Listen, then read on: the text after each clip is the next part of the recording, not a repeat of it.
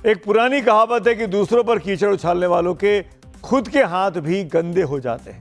लेकिन मंत्री माफ करेगा, नीतेश राणे के मामले में उनके हाथ कानूनी चक्रव्यूह में फंस गए। ये घटना 4 जुलाई 2019 की है, जब नीतेश राणे ने मुंबई गोवा हाईवे के काम में कमियों को देखकर इस प्रोजेक्ट के एक इंजीनियर प्रकाश शेडेकर को बुलाया और अपने समर्थकों से कीचड़ भरा पानी उन पर फेंकवा दिया। इस दौरान नीतेश राणे ने सरकारी इंजीनियर के साथ गाली गलौज भी की थी। ये तस्वीरें आपके सामने हैं। और इसके बाद इंजीनियर के साथ जबरदस्ती करके उसे कीचड़ में चलने पर मजबूर किया। उस समय नीतेश राणे कांग्रेस के विधायक थे, लेकिन आज महाराष्ट्र की फडणवीस सरकार में मत्स्य पालन और बंदरगाह मंत्री हैं। नीतेश राणे के खिलाफ कोर्ट ने फैसला सुनाते हुए आज कहा कि काम की खराब गुणवत्ता और लोगों की परेशानी के खिलाफ आवाज उठाना गलत नहीं है, लेकिन किसी सरकारी कर्मचारी का सार्वजनिक रूप से अपमान नहीं किया जा सकता। अगर ऐसे मामले जारी रहे तो सरकारी कर्मचारी गरिमा के साथ काम नहीं कर पाएंगे। अपने फैसले में कोर्ट ने यह भी कहा कि यह सत्ता का दुरुपयोग है, इसीलिए ऐसी प्रवृत्ति पर रोक जरूरी है। पीड़ित एनएचएआई में उच्च पद पर थे, इसके बावजूद उनके साथ ऐसा व्यवहार किया गया जो साफ तौर पर अपमानजनक था। इंजीनियर शेडेकर को कीचड़ में चलने के लिए मजबूर करना जानबूझकर किया गया अपमान था।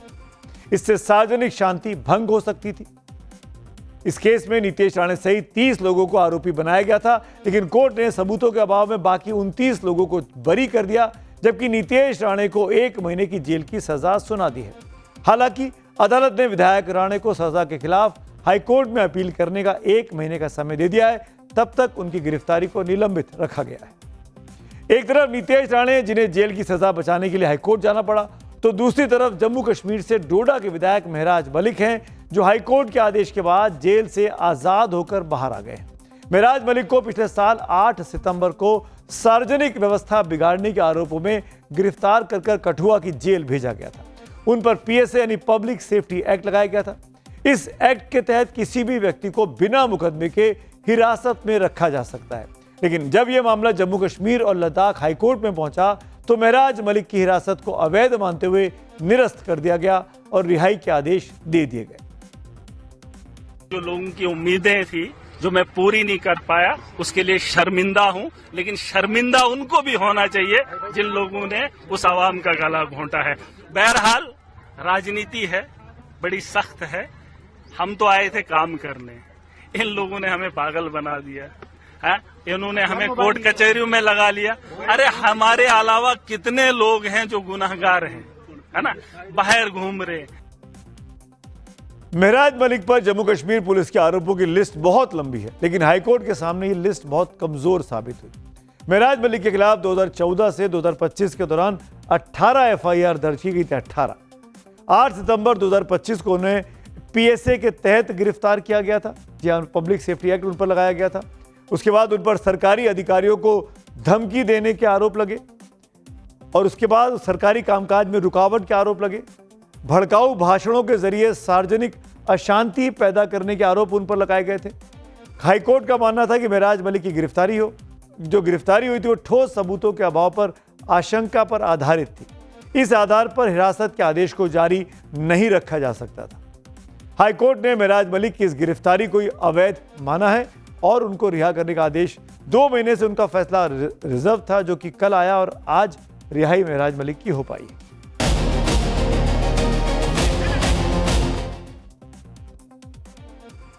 एक पुरानी कहावत है कि दूसरों पर कीचड़ उछालने वालों के खुद के हाथ भी गंदे हो जाते हैं।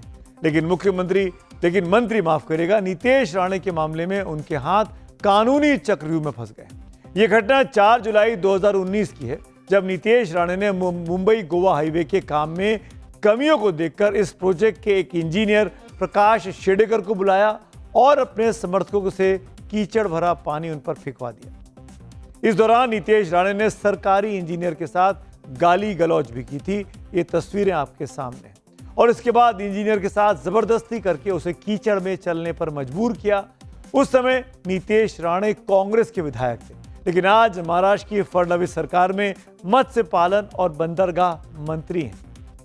नीतेश राणे के खिलाफ कोर्ट ने फैसला सुनाते हुए आज कहा कि काम की खराब गुणवत्ता और लोगों की परेशानी के खिलाफ आवाज उठाना गलत नहीं है, लेकिन किसी सरकारी कर्मचारी का सार्वजनिक रूप से अपमान नहीं किया जा सकता। अगर ऐसे मामले जारी रहे तो सरकारी कर्मचारी गरिमा के साथ काम नहीं कर पाएंगे। अपने फैसले में कोर्ट ने यह भी कहा कि यह सत्ता का दुरुपयोग है, इसीलिए ऐसी प्रवृत्ति पर रोक जरूरी है। पीड़ित एनएचएआई में उच्च पद पर थे, इसके बावजूद उनके साथ ऐसा व्यवहार किया गया जो साफ तौर पर अपमानजनक था। इंजीनियर शेडेकर को कीचड़ में चलने के लिए मजबूर करना जानबूझकर किया गया अपमान था। इससे सार्वजनिक शांति भंग हो सकती थी।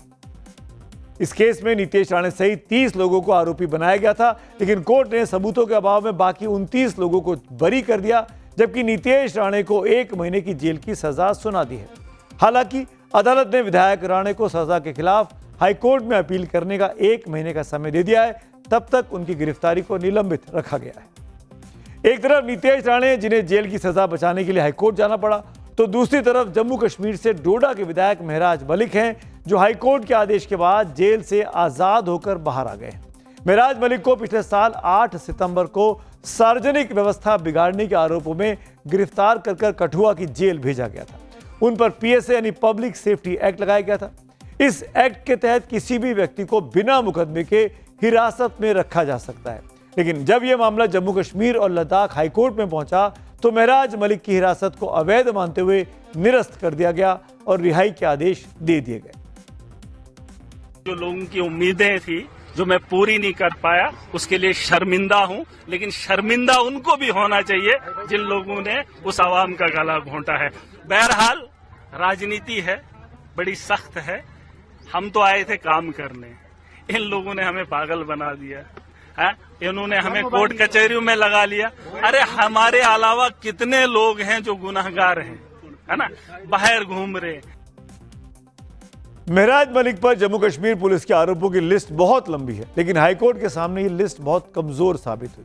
महराज मलिक के खिलाफ 2014 से 2025 के दौरान 18 एफआईआर दर्ज की गई थी।